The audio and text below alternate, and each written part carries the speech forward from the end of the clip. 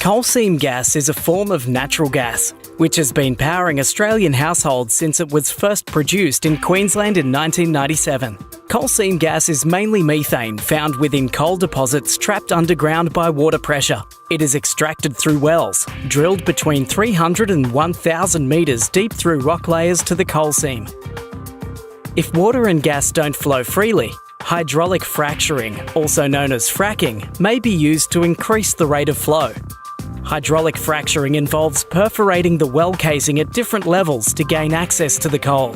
Water containing sand and chemical additives is pumped under high pressure down the well, opening up existing fractures and creating new ones. The sand keeps the cracks open, allowing the gas to flow to the well and up to the surface.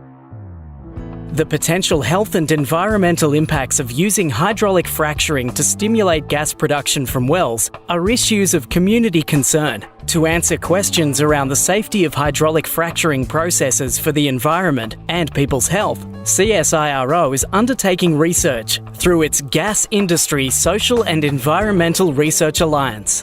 Researchers have spent months in the field investigating the air, soil and water impacts of hydraulic fracturing of coal seam gas production wells in the Surat Basin, Queensland.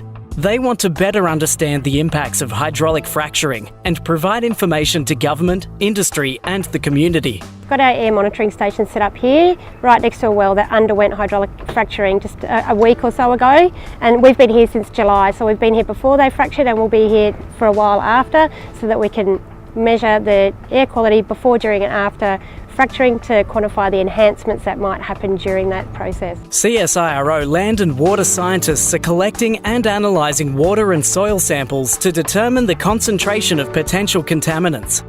So our study aims to be a comprehensive investigation into some of the environmental impacts of hydraulic fracturing. So we're going to be taking over 100 water samples and up to 50 soil samples and analysing for a whole range of potential contaminants. We will be looking at the chemical composition of the material that goes down the well, and we'll also be looking at the chemical composition of what comes back up the well, some of those naturally occurring things that will come back up the well.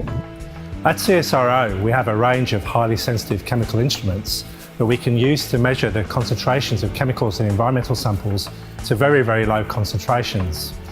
And in this project, we're using this capability to measure over 150 potential contaminants in both waters and soil samples collected from regions in central Queensland that have been subjected to hydraulic fracturing operations.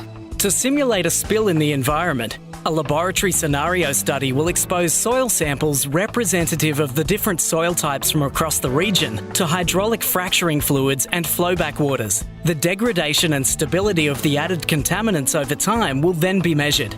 So we are trying to answer 3 questions through this study.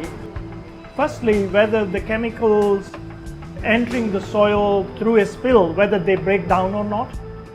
Secondly, if the spill happens to be fairly large and there's a lot of water goes into the soil, whether these chemicals will continue to move through the soil to the groundwater or not. But most importantly, we want to establish whether there would be any adverse impact on the health of the soil. This project presents an important opportunity to generate a comprehensive, publicly available account of the potential for environmental impacts from coal seam gas, including access to production wells during an extended hydraulic fracturing program.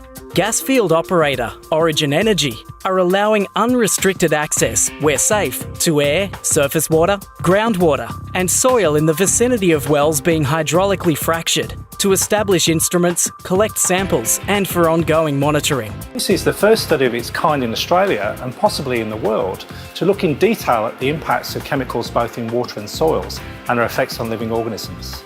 The project's independence is managed through a panel of external, independent scientists, which will review the study results and outcomes. I think the information from this study will be really useful to local communities to understand the likely impacts on air quality of hydraulic fracturing operations that happen around their area.